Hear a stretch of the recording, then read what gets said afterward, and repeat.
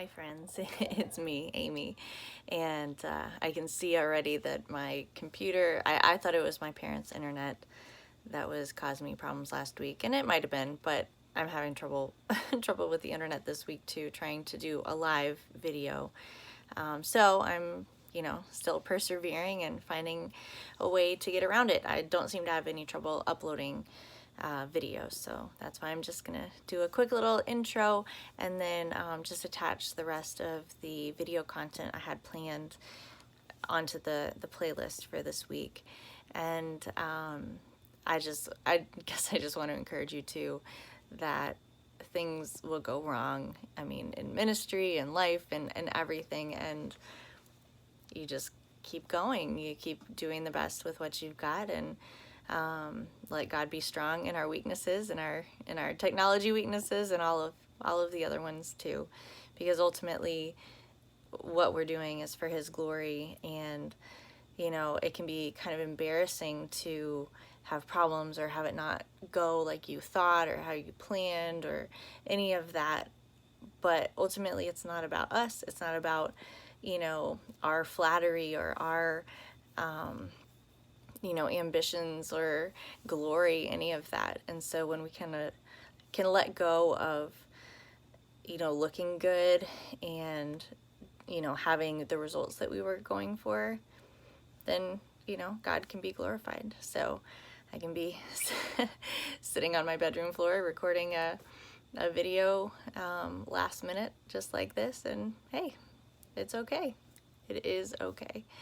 And I am excited about the content this week though, because bearing fruit, some of the realizations that I've had about fruit really have been like freedom things for me.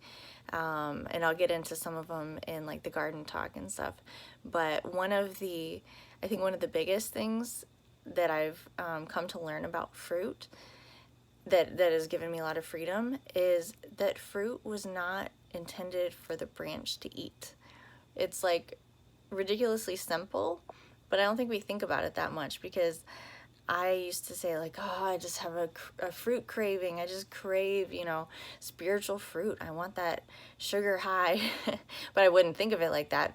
But that is what it is. If you are just going after fruit all the time, it's like that sugar high of like, okay, got it, but now I want more, because it doesn't sustain us. Because ultimately fruit was not meant for our consumption. Spiritual fruit is meant for the gardener's glory, for the gardener's uses. My tomato plant, you'll never see a tomato plant eating a tomato or an apple tree eating an apple. That's not why the fruit is there. It's not for the consumption of the branch that bore it. And yet, I mean, I know I've had that attitude before of, hey, I want fruit because I want the results, and I want.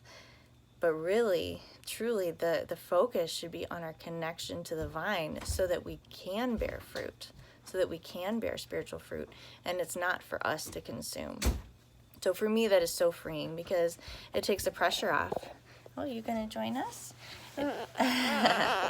It takes the pressure off of performance, because it's not about performance. That's another thing that I've really realized with it's another thing that dude, stop. That's another thing that I've really realized with putting this conference together, putting this material together. Elon Thomas. God convicts us to obey. He doesn't pressure us to perform. If if we are pressured to perform, it's a man-made pressure. That is something we're putting on ourselves, or we're allowing others to put on us.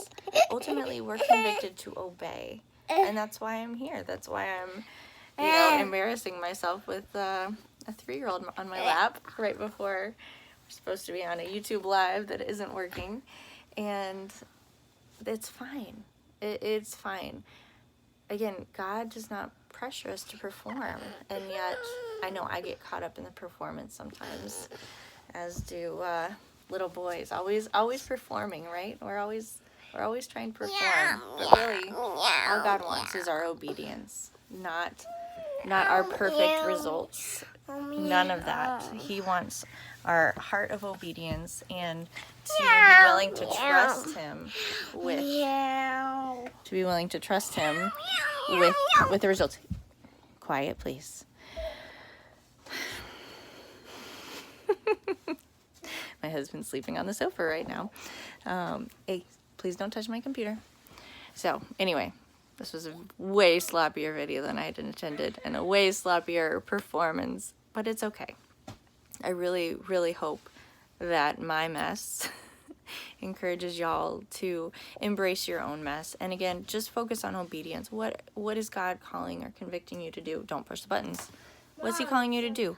Do it. It's not going to be perfect. It's not going to be glamorous, but that's okay, because if we're performing, oh my gosh, she's pushing all these buttons. Stop it. If we are focused on the outward appearance, we're focused on the wrong place. God looks at the heart, and spiritual fruit is born in the heart. It is not all the things that we accomplish. So I'm excited for y'all to see the other stuff I put together, mainly the garden talk. I mean, John 14 is really good too, though, so watch that too. But yeah, just so many lessons. Jesus was so wise, is so wise, and when we really are intentional about it, we can just learn so much.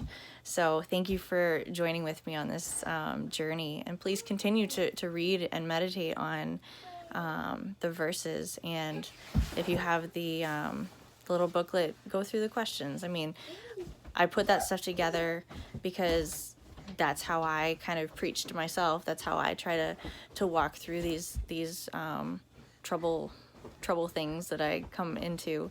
And, you know, I certainly don't have it all figured out, but I'm working on it. Work in progress. We got to start somewhere, right? So, yeah, I just am thankful for y'all. And, and Charisma's testimony is great. Just the joy. Oh my gosh, she's just like beaming with joy. You could just like feel it through the screen. So anyway, happy Sunday, or whatever day it is that you're watching this. I have a toddler jumping on a bed.